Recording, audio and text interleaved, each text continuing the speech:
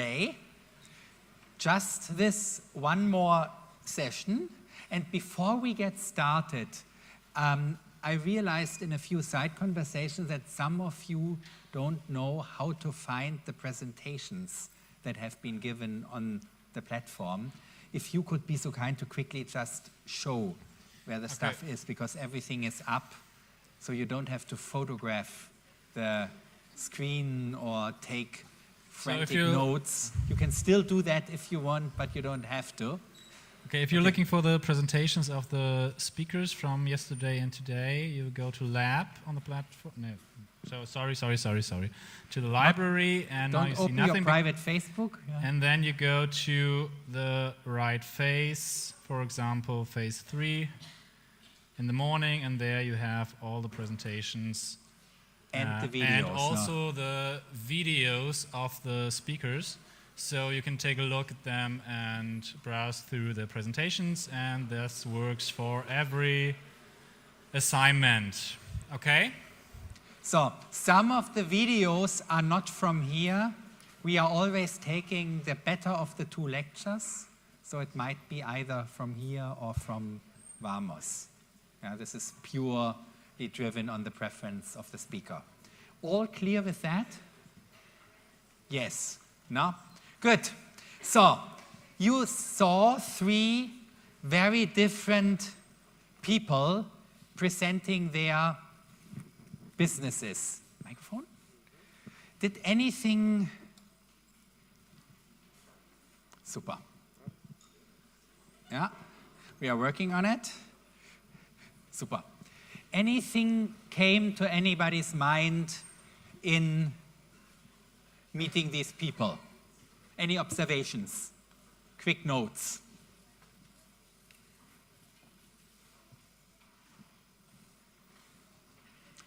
Three very different characters and very different stories, actually.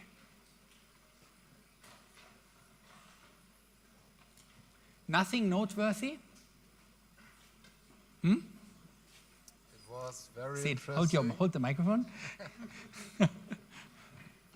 I don't know. I'm a little bit tired. It was very interesting. Especially the second and third one were the nice reference. Yes, I don't know. So what was wrong with Reno and the vaccination? Who has an observation? Was there anything wrong? Yeah. Can you pass it to your colleague? Well, what I thought is that he focused a lot on the history of vaccination and not that much on his own project. So it was a bit hard, to fill in the document. So what he tried to explain is the general idea behind vaccines, and that they can cater to the particular problem you have because they have catered to solving that problem before. That was the argument he was making. Yeah? And what I also found is that all 3 presentations were a bit biased. Interesting. They wanted to present their ideas in a positive way. So, I've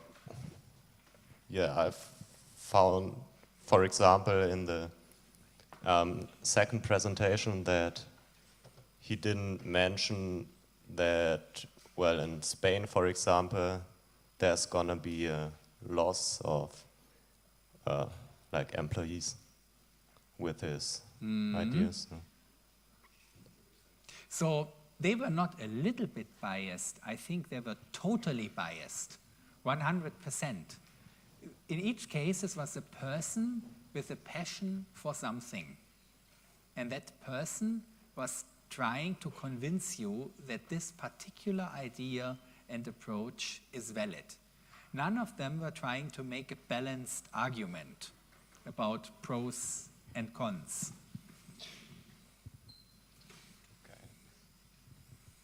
But I think not only the three people talking were biased, also the document we had to fill out on the website was really biased because it said only the advantages for the individuals and the society and not also including probably some disadvantages.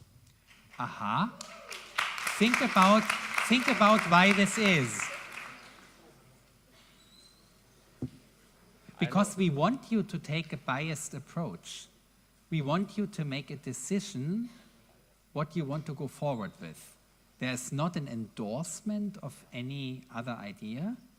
And the next step you are going to take is to try to convince somebody else that your idea might be a good one. And this is about making a decision.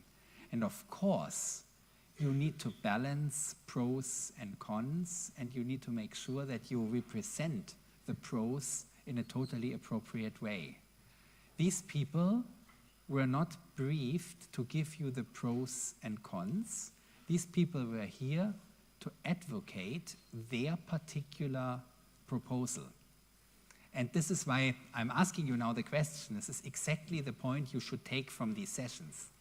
This was not a bias-free presentation. Yeah? And so I'm glad you guys say it. This is somebody trying to sell you something, which is absolutely appropriate if we keep in mind that this is what it is. If we take it as scientific information, as something balanced for a political decision maker, this is not what such business presentations are about. And this is actually quite interesting because this is where advocacy and business promotion links, because advocates tend to do the same thing. And then the role of a publicly elected official, of a parliament, of an administration is to balance all of those interests and put the various pros and the various cons in context. So this exercise that you are going to do is one around creating innovation. And creating innovation is not necessarily to get everybody on board and to make a compromise with everybody. And to make that obvious and visible, exactly that, the key learning from the last session, watch out. Whoever you listen has an agenda. Nobody will ever tell you the weighted absolute truth. Even most scientists have agendas. They have their own assumptions, they have their own perspectives, they want to fund their own projects going forward. So even in that, you get a selection. You will always have a bias. And this here were, if you want, extreme example of biases. And the key is to always be aware. You do that yourself when you try to convince somebody to give you something, when you try to convince your parents 4 years ago that they need to allow you to stay overnight or to go out after 2 a.m. or whatever. You were using biased arguments and you were not weighing the risks appropriately from a perspective of society and of your parents. And this is a setup that we have looked at here. And by the way, I was wondering that nobody was asking. The Jordanian solution is something that could be highly debated. Do you really want a database in a country where everything about you is in? And every doctor who you may not trust can see anything about your history without you giving perfect consent. Would you want that? This was totally not considered.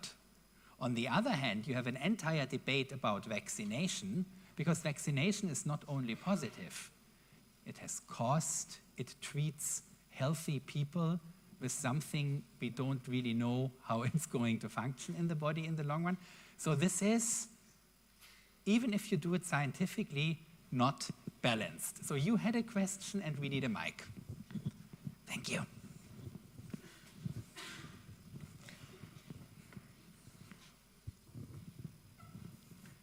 I just wanted to say that we were actually discussing that same issue in our group.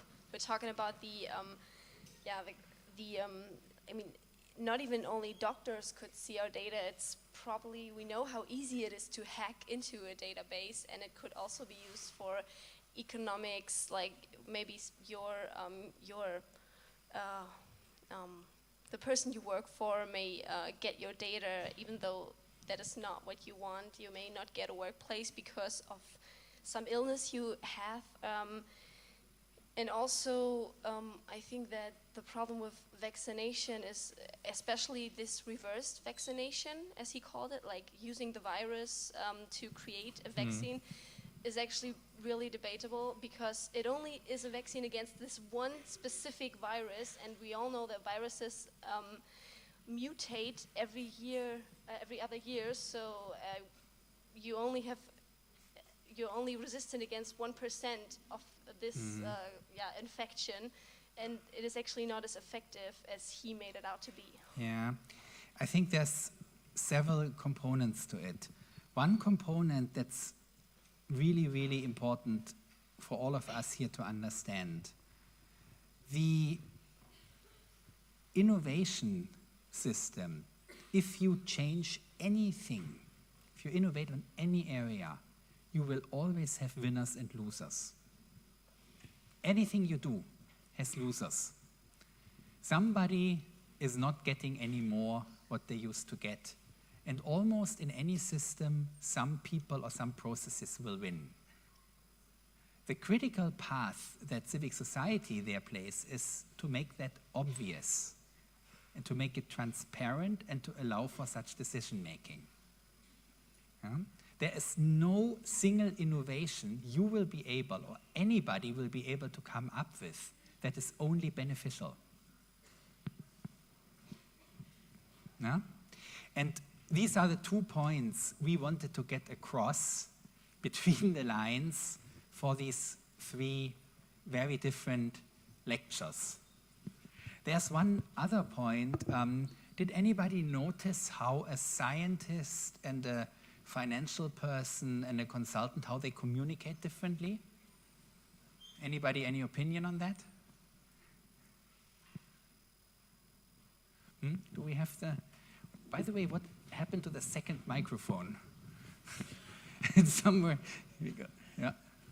Yeah, I think, for example, the last guy was pretty easy to understand what he wanted us to sell, whereas the scientific person, I think it was the first presentation, I don't know, at the end of the presentation I was like, what do you actually want to sell me? Yeah. Yeah, he was going down a lot more a balanced way, at least methodologically, but also not doing it. So the perception of that presentation, the intention was to look more balanced than it is, whereas the business presentation has been out-front biased. Yeah, you can debate, but the idea of all this is that you get to observe it and you form your own opinion. Now, this is all not by incident, this is by design that these different people come. Think about it, look at it again in the videos. This is one of the reasons why we tape it for you. So, we will now talk about you innovating. Before we do that, let's quickly look at a few of your solutions. Is there a team that would want to present their brief summary of these 3 USPs? Yeah? You want to go? Come.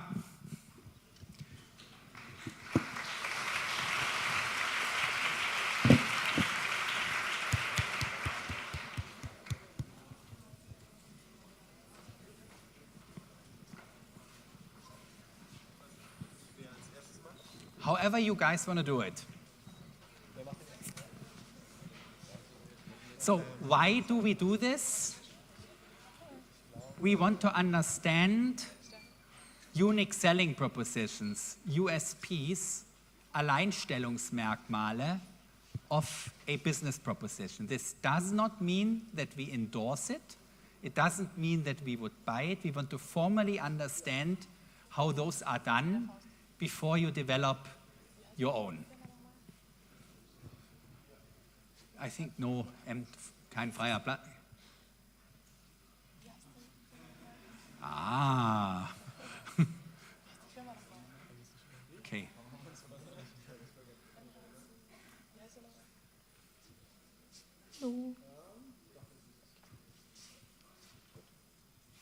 Hello.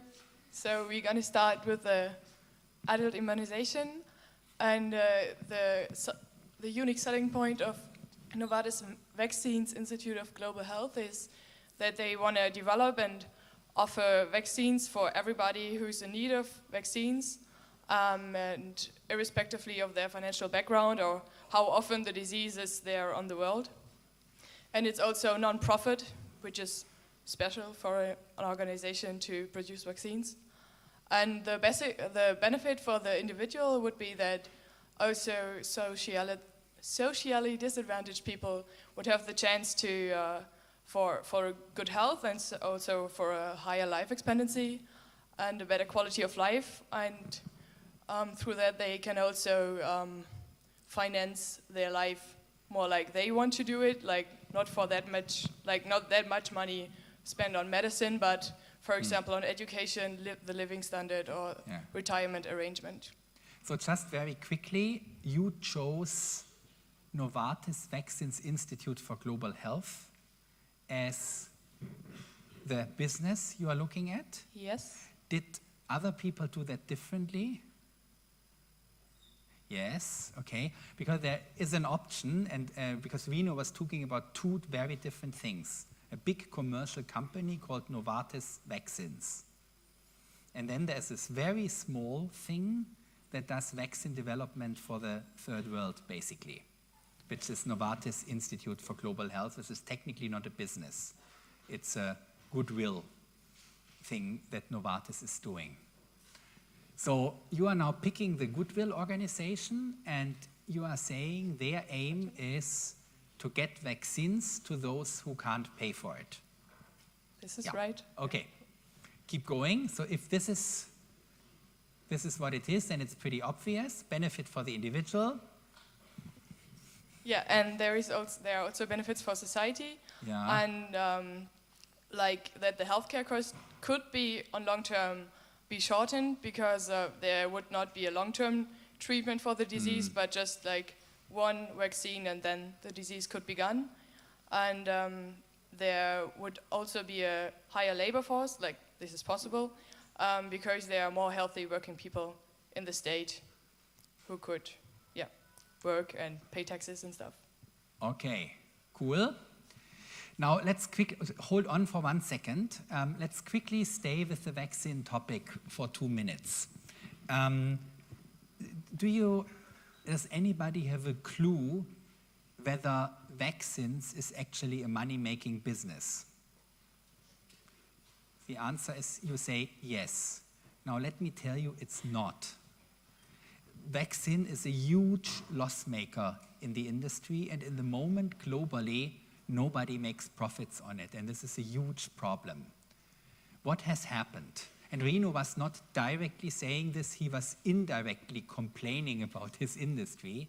Let me explain that. The development costs for vaccines are so high that they don't get developed anymore. There's very few new products that came.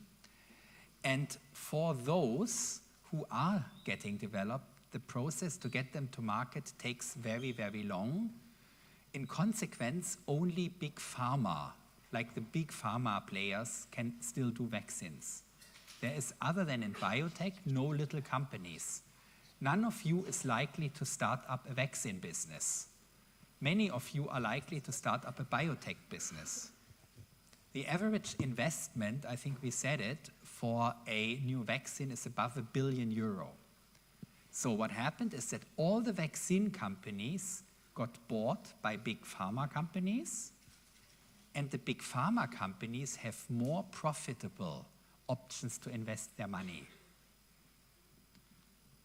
So this is a big problem for innovation, because vaccine business, the business that Reno had once started 30 years ago as a vaccine-only business, then got sold, and now it is owned by a major pharma company, and the major pharma company has more profitable options to invest their money. So de facto, vaccines don't get invested in. And they don't get invested in because per se, they have a very low, if not a negative profitability, and that is a vicious circle. Any industry you don't invest in at some point is dead. And this is the result of that. One of the many results is that we don't have an Ebola vaccine today, even though scientifically we could. One of the many results is that we don't have more cancer vaccines in the moment, but we could. So this is not a case where there's big profits being made. There's a case where nobody makes profits and everybody loses. The people that are losing in the moment big time are the guys who will get Ebola, to stretch on that example, or who will have cancers very soon that are actually vaccinatable, like many cancerous diseases who actually have a virus somewhere in the chain. So this is it's a fuck up of the system. There's no other word, yeah? Nobody earns money. The public health is suffering, while people still think somebody is ripping off big benefits, and in the end, we don't get the innovation we want. This is not funny, yeah? This is a big problem, because very few people would not engage in an argument to say that it is more ethical, even with a low risk, to vaccinate a person than to have the person suffer later on or die. Any argument, ethical, religious, economic, macro, micro, any argument you can make on that point.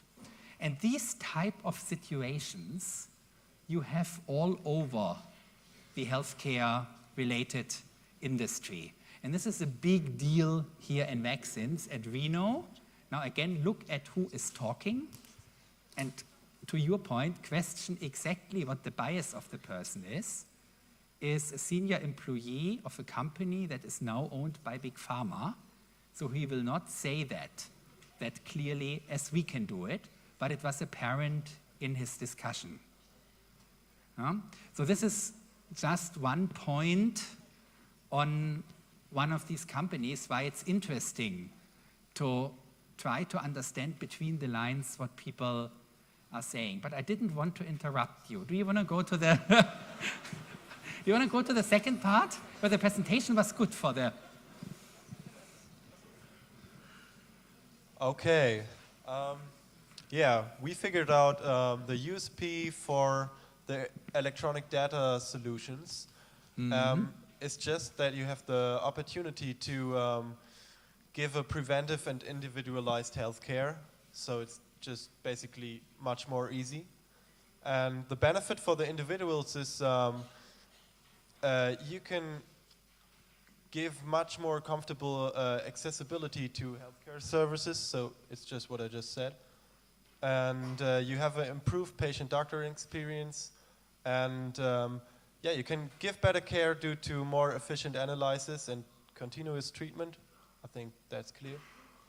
And yeah, the benefits for society is a reduction of the costs of healthcare in general, more reliable statistics, and yeah, improved productivity due to healthy labor force. Yeah. Guess that's Excellent point. This is again all very good. If I may add a little bit to that. The argument he was making, I think, was around Jordan never had old people. You saw that already only 30 or 35 years ago, people were dying in their 50s. So when you travel to this country now, you travel to a country that doesn't have a history of grandparents alive and old, what you already take for totally normal. So there was maybe the one guy in the village who got above 70 or 80. It was a true exception. There was no rule that old people would be around. That happened only during the last generation. Different experience. We are privileged in Germany. Very, very privileged. So this experience, if you think about it, you will see a healthcare system that never had to deal with old people. Now they appear, and they have all the right in the world to receive the same type of service. So what does that mean? It means cost will go up even further and even more substantially. Oh, guys, can you wait 1 second with talking? So the cost will go up even more substantially than it does for us. And what that means is a development country like Jordan has no perspective to just put more cash in that pot. So in order to be able to provide these services, they need to save money. So that's the argument he was making. It's not so much about reduction of healthcare expenditures. It's about at all being able to take care and to service this new organization. Now, this is, of course, heavily biased, because only in an Arab state you can do a presentation on healthcare data and not a single time use the word data protection, privacy. Yeah? Try that in Israel or try that here, won't work. So there's another strong cultural point, but there is, of course, an opportunity that these guys can capture, because they indeed, in their society, they do not have the privacy discussion to the same degree we have it. The society cares for other things that are fundamental to people. Very interesting relationship. So that was this one. I think you presented it very well. Got the core points. Do you want to do the third one? Yes, the last one, the last organization that was presented was the MHC, the Medical Healthcare Organization. They were the first ones to realize that it's not really clever, or it's not the most clever thing to bring people from one German city to another one, especially nurse staff. And so their idea, their unique selling point was to bring Spanish or other nurses from other countries to Germany, to German hospitals, and so that the nurse staff there could be supported by them. And the special thing was that they provided a lot of support and a lot of services for this nurse staff. For example, they organized language courses and many other services. And so the hospitals, the German ones, didn't have to provide these services, and it was everything that this medical healthcare organization did for them. So the hospitals didn't have to worry about that. The benefit for the individual can be divided into different persons, because, for example, you can focus on the nurse staff from, for example, from Spain, because their benefit was that they could find a working place. We all know the high unemployment rates in Spain and other southern European countries. And also there was a benefit for the German hospitals, and especially their own staff, the German staff, because they couldn't, they really had a relief of stress, and this way, the stress could get lower this way.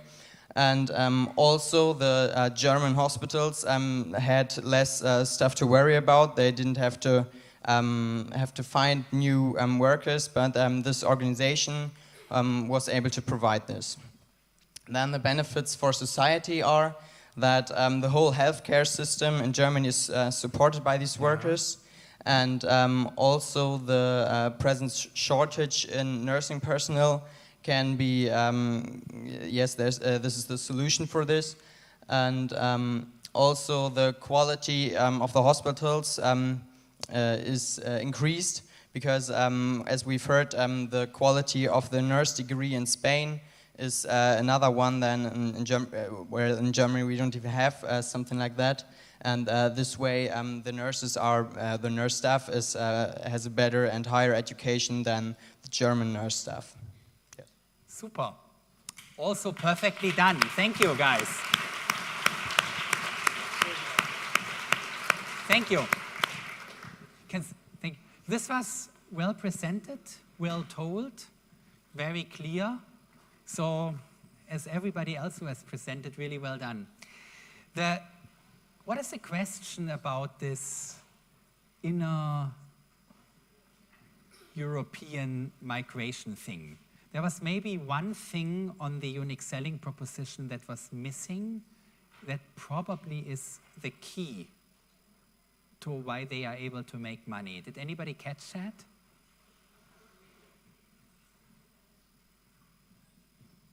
Where are these microphones? You always keep them away, we are not ready. Good. So, did anybody catch that? There was one thing that the team did not mention, that he was also not totally outspoken about it, which really makes this product uniquely sellable.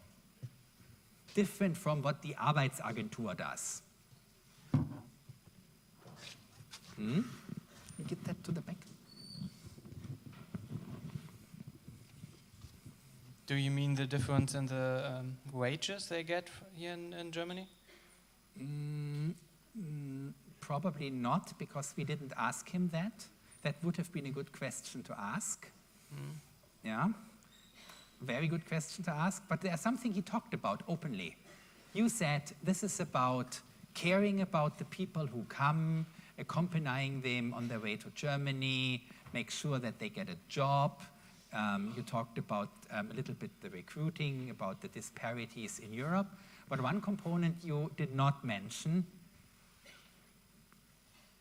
Yeah, do you want to give that to the back?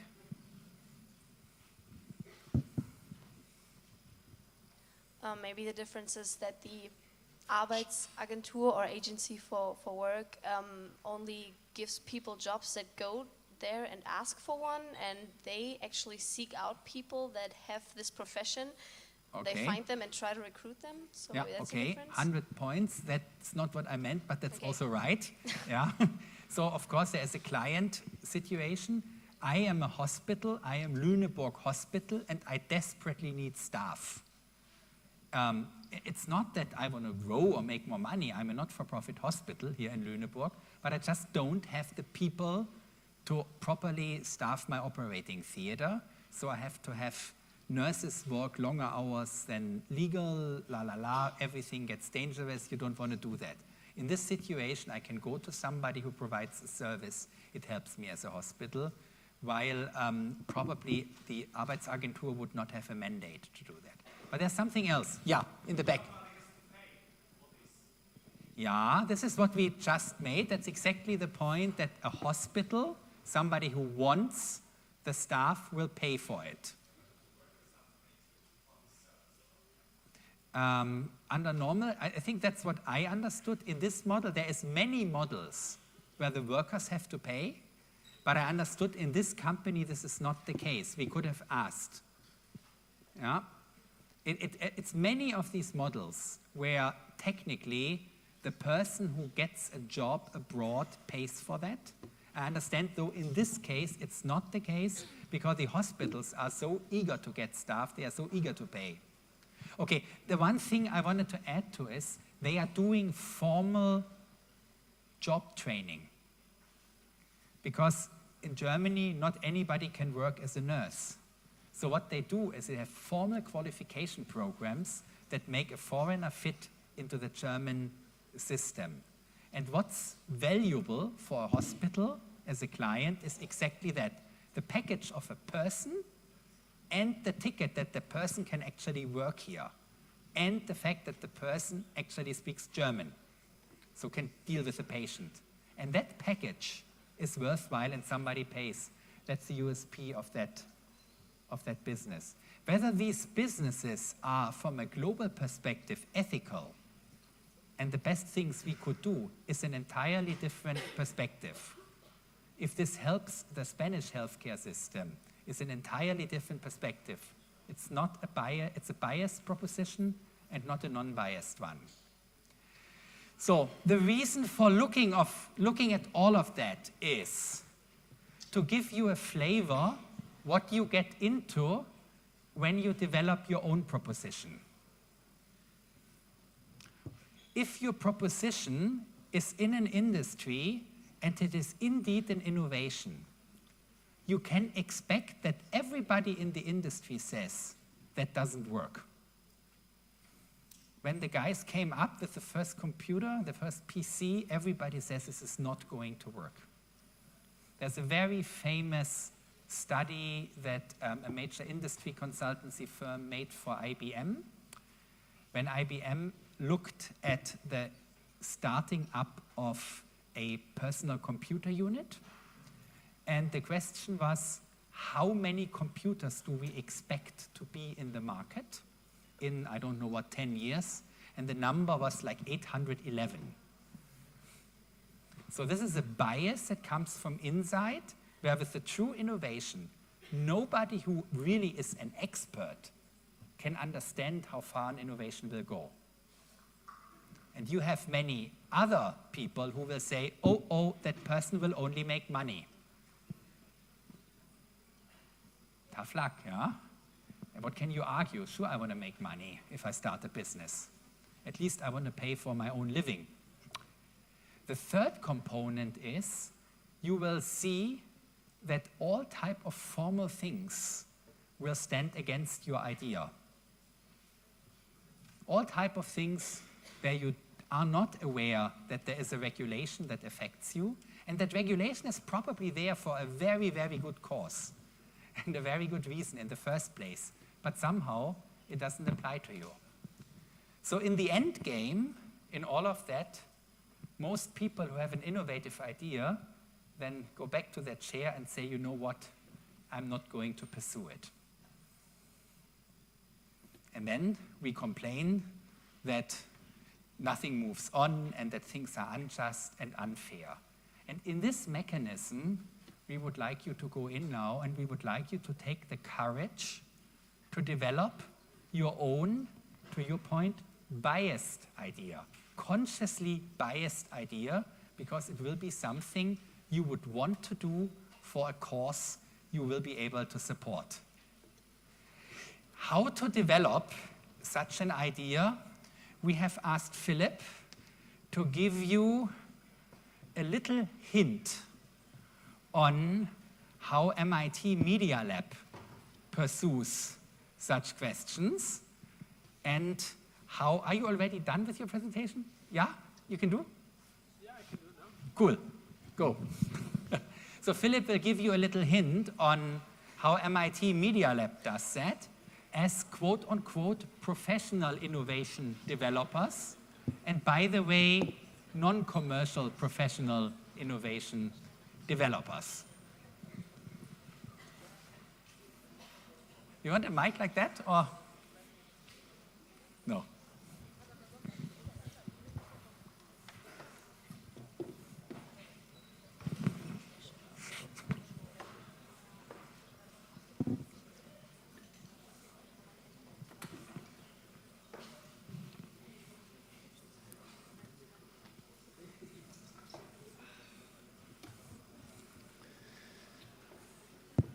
It Yes, works. It works. Well, hello again. Great to see you, almost all of you again.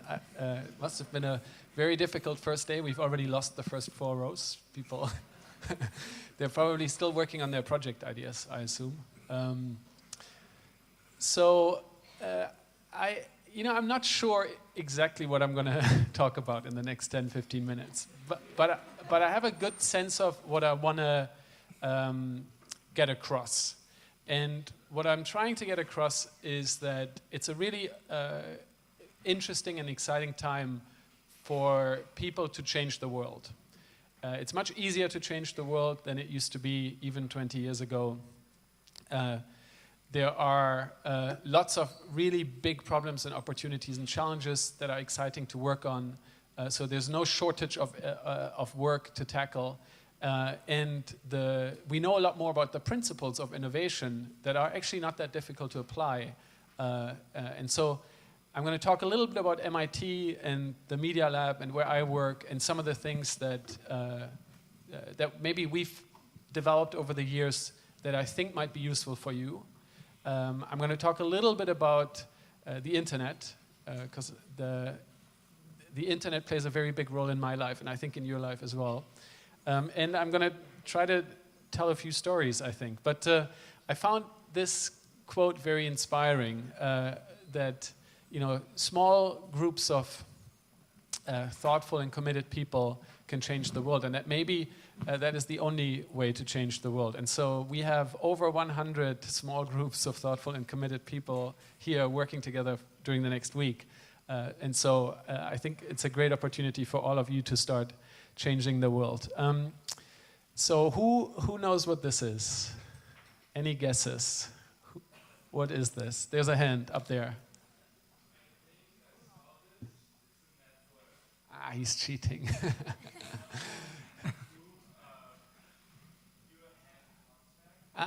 Not quite. Other ideas. Anyone else? If you've seen it before, it's okay. Any ideas? What does this look like? The universe. That's a very good suggestion. There's a hand. The synapses of the brain. Yes. Very close. So this is a picture. This is the best picture we have of the internet, which is actually almost exactly what the synapses of the brain look like. So that would look not very different. And it's also very similar to a network of the people that you would have been connected with at some point in your life using technology. And what's amazing to me actually is that you are the first generation that doesn't remember a time before the internet. I think that's correct, right? When you don't remember not having the internet. There was never no internet. So that is totally crazy to me, because I was in my early 20s. I was your age when I got my first account on a computer connected to the internet. And it blew my mind. It changed my career trajectory. I wanted to make films. I was very interested in films, and I logged onto this computer in the computer room, and it was all text-based. You had to type weird commands into a shell, and then you could connect to people all over the world, and they would talk back to you. And it was incredible, because we'd never had that opportunity before. Like, the best you could do before is you could listen to the radio from the rest of the world, or watch TV, or you could travel. Or you could phone someone, but you would already need to know who they are and have their number and have a relationship. You couldn't just pick up the phone and call anyone. And all of a sudden, you could speak to everyone in the world. And it was, I knew it was going to change. For me, that was the most interesting thing I'd ever come across, and I knew that was going to change everything. And it changes a lot for how we think about innovation today. And most fundamentally, it makes innovation much cheaper. So the old model of innovation was this. You had a business person, they had a tie and a suit, and they had a big suitcase full of money, and they came with an idea that they developed with other business people, and they made a big plan, and they analyzed the market, and then in the end they found some poor guy who could program a computer, and they would hire them, and they would have to develop this solution, and then they would roll it out to the market. And well, that model actually didn't work so well anymore. It kind of switched around, where people like you, who were students in a university, came up with an idea, and they said, I'm really interested in this idea of search. There's all this information out there, really difficult to organize. Why don't we write a little computer program that thinks about information in new ways? And they developed this in their spare time, in their dorm room, staying up late at night, and they didn't actually need any money. And eventually, they put it out there, people started using it, and then the money came to them. People actually came to them and said, hey, this is a really good idea, and for you to take this to the next level, you'll need some money. So here's some money. So then they took the money, and they built something that they had the big idea actually came at the end. I don't think the Google guys fully realized what they were doing when they built this algorithm. So the whole method of innovation can be switched around, where you and your project teams can come up with amazing ideas. You can go ahead and implement them. The tools are out there, and then get capital later, and then think about how they could affect society. So I did show this picture yesterday, I think, but I wanted to talk a little bit more about the place, because it's well, for a number of reasons. One is I think it's a very inspiring place, but when I talk about it, I don't want to come across as I'm bragging about how incredible this place is, because I think what's more interesting about the Media Lab is that a lot of the ideas that people are using at the Media Lab could be applied anywhere else, and certainly could be applied in a place like Leuphana. And MIT and the Media Lab in particular, have a little bit of an elite reputation. But I was really amazed last night when I found out how hard it is to get into Leuphana, because it's pretty much on par with the Media Lab, where we have many more people applying, and we accept a very, very small number of students, and it's the same here. So I think there are many similarities, there are many parallels between a place like MIT and Leuphana, and so you should all feel quite proud of yourselves that you made it here, except for the people in the first 4 rows who didn't come. So the Media Lab is a place for the people who don't fit in anywhere else. And it was founded by people who didn't fit in anywhere else. It was founded by a few professors at MIT who didn't fit into the university. They were computer scientists that were interested in artificial intelligence. They were architects that were interested in digital culture. They were mathematicians who were interested in how children could learn. And they didn't really fit in. And through an absolutely lucky miracle, those people were there at the same time, and one of them was an incredible organizer. And he said, we're going to start this place, and he raised the money to do it, and he started the Media Lab. And it grew. It still has that culture of kind of outcasts who go there because they can't go anywhere else. It's organized in a very different way from the university. There's more innovation and risk-taking that's possible. And it brings together people who don't fit in anywhere else. And we have 26 research groups that work on totally different topics, kind of like the project teams that you have. Actually, our research teams are mostly smaller than the project teams you are working in. So I know for a fact that with 15 people, you can do quite a lot of amazing stuff. And we have about 150 graduate students. We only accept masters and PhD. We actually only accept master students, but they can stay for a PhD. If their research progresses. And so I hope that in 4 years, maybe some of you will consider applying to the Media Lab and come and build some interesting things with us. But what I wanted to talk about, this is actually when I talked to Holm about this week, I asked him, how do you define success for the projects that people are working on? And he gave me kind of a very reasonable answer about unique selling points and market positions and feasibility and all those things that make a lot of sense, and business models. But it was great, because then I said, well, Holm, do you know how we define success at the Media Lab? We have three indicators for success. So the first one is uniqueness. If someone else is already doing it, then there's no point in doing it. I mean, I think in some cases there is a point in doing it much, much better if they're not doing it well. But generally, the most interesting ideas are the ones that other people are either shy to tackle, or they don't see the opportunity, and there's no one in that space. So focusing on things that are unique. And also, these are not necessarily generally applicable. I think they make sense to me, they make sense to the Media Lab, but not everyone needs to use those indicators. The third one I think everyone should use. So the first one is uniqueness. The second one is impact. Impact means when we develop something, we want to make sure that it changes people's lives, improves people's lives, that people get to use it, that they can have access to it, that it makes something that they already do better, or it gives them the opportunity to do something new that they couldn't do before. So impact. And impact can be measured with numbers of users, cost savings, and all the typical indicators. And then the last one is magic.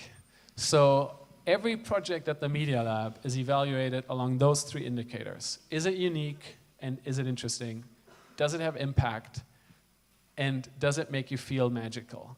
And people always ask, well, how do you define magic? And you can't. We don't know how to do it. But when you see it, you know it. When you see something that just delights you or it blows your mind. And when I first saw the internet, it was magical. And I'm sure all of you have seen things in your lives where you went, wow, this is such an incredible idea, or this is so beautifully made. And so we always strive to have that element of magic in the projects we do. And I hope that that's something that maybe resonates with some of you, and that you could start including that in your planning. I'm not actually going to talk about this very much, but there is this whole philosophy of innovation at the Media Lab that comes out of the internet culture. And as I was thinking about this actually, and then I realized that you had never experienced the world without the internet, I realized that a lot of this probably doesn't make very much sense to you because you don't know it any other way. This is the innovation presentation for people who are 50 years old. But some of these are actually very interesting. I'll come back to some of the ideas. This is roughly the innovation culture and principle that we apply at the Media Lab. And there are a lot of interesting thoughts behind all of these. So let me pick a few. Practice over theory. Does anyone know what the marshmallow challenge is?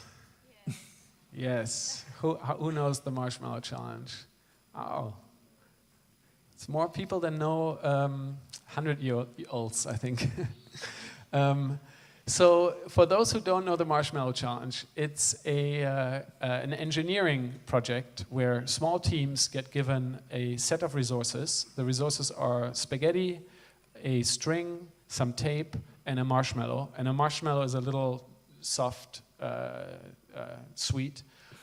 And the goal is to work in a team. You get 18 minutes and build a structure that can balance the marshmallow on top. The spaghetti are uncooked, are raw, so they're stiff, but they're a little bit bendy and they break easily. The marshmallow is quite heavy, and so you got to build a structure just with those things in a team. So there are certain groups of people that are really good at the Marshmallow Challenge, and there are certain groups of people that are really bad. And this has been done now with tens of thousands of teams all over the world, and the research is robust. Any ideas who's really bad at this? Who? Engineers. Business people.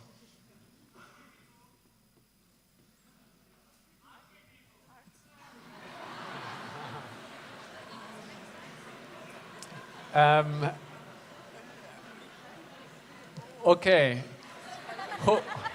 Who do you think is really good at this? Engineers really bad, engineers really good. Who's really good at this? Kids, yes. So turns out that the people who are best at this are the students who recently graduated from kindergarten. They generally are the most successful teams in the Marshmallow Challenge. And the groups who are really bad at this are engineers sometimes. So engineers, it's good that showed up in both, but generally bad engineers and definitely bad managers and business people. They are the worst. And why is that? So because people take totally different approaches to solving the problem. Managers make a plan, right? Everyone gets put around the table, then you say, okay, we need someone to do this, someone to do this, someone to do this, and then we're going to write a plan, and we're going to decide exactly how we're going to build a structure, and I know the theory, and we do the calculations, and then it's like minute 16, and they're like, okay, let's build it, and then they all build it like they decided, and then the thing falls over, and they're out of time. Whereas kindergarten kids, they don't discuss anything. They just take the spaghetti, they start building. The thing falls over, they're like, wow, that fell over. Why did it fall over? It wasn't strong enough here. They add a little spaghetti here, they put a string there, they tinker. And they make the thing grow, and then, balance it, and boom, 18 minutes later, they have a beautiful structure with the marshmallow on top, and they're beating the managers every time.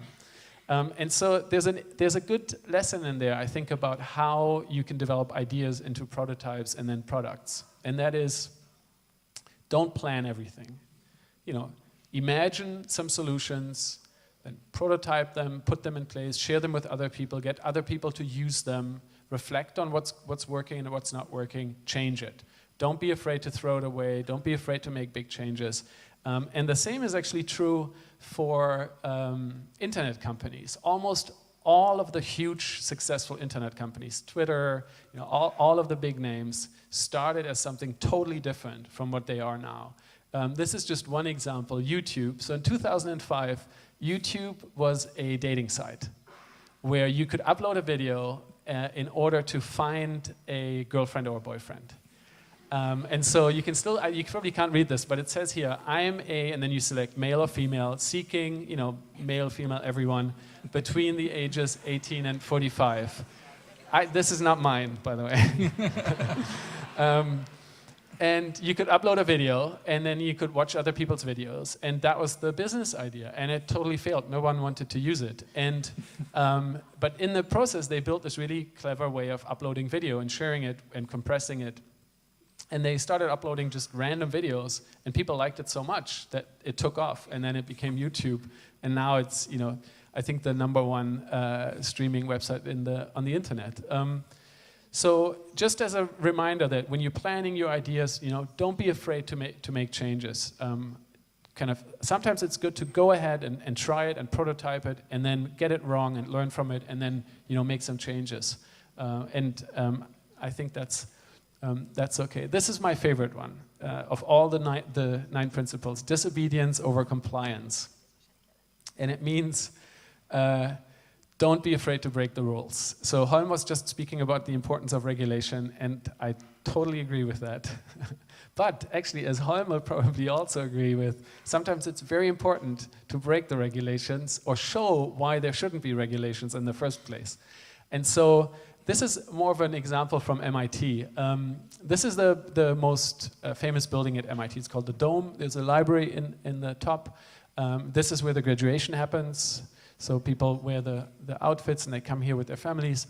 And there's a long history at MIT of putting things on top of the dome. And you can see it's quite high. So one morning, the MIT community woke up and someone had put a fire truck on the dome.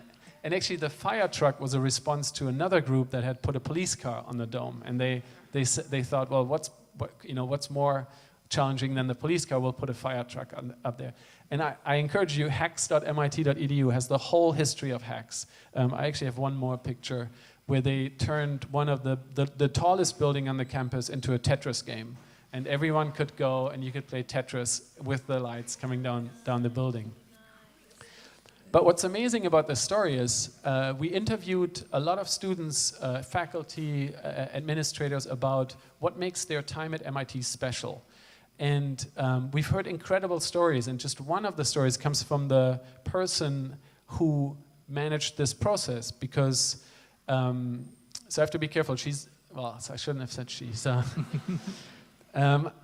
so it's obviously anonymous because they broke the law when they put the fire truck up there. But we talked to her. She's a famous scientist now. She went on to a different university, got a PhD in biology, and went on to become a famous scientist. And she said, without a doubt, the thing in her entire career that she's most proud of and that she learned most from was putting the fire truck on top of the dome. And so I think this feeling of kind of pushing against the boundaries and then working very hard to do something that maybe other people said you can't do or you're not allowed to do, and then accomplishing it is such an important part of the work that you're doing that I hope you'll feel. Someone else actually told me at some point in my career, he said,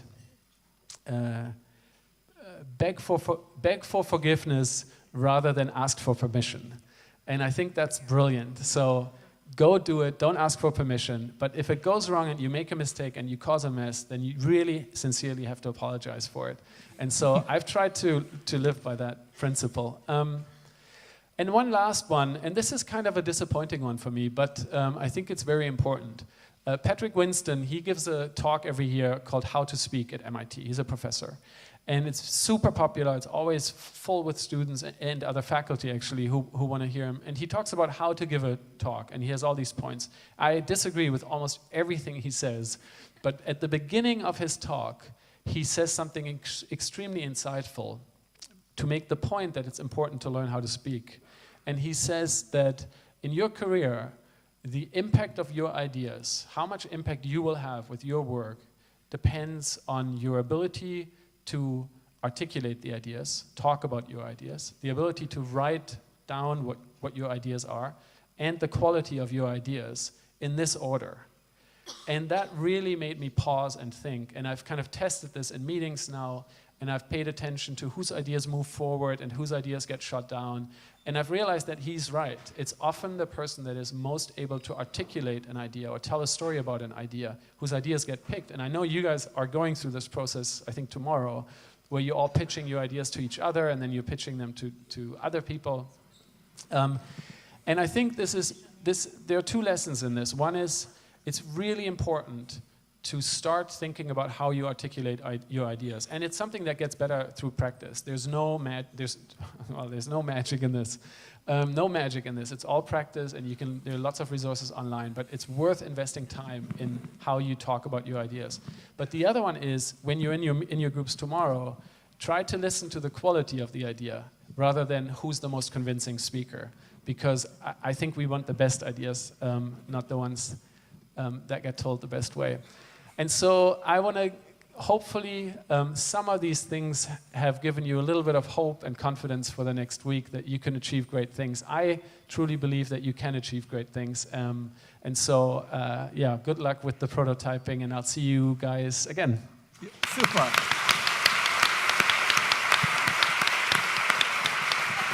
Ganz schnell zu kosten. Ja, bist du hier? Super. Das sehe ich nachher noch, ne? So, thank you very much. So Philip gave a lot of insights on things we have planned into this Startwoche very consciously.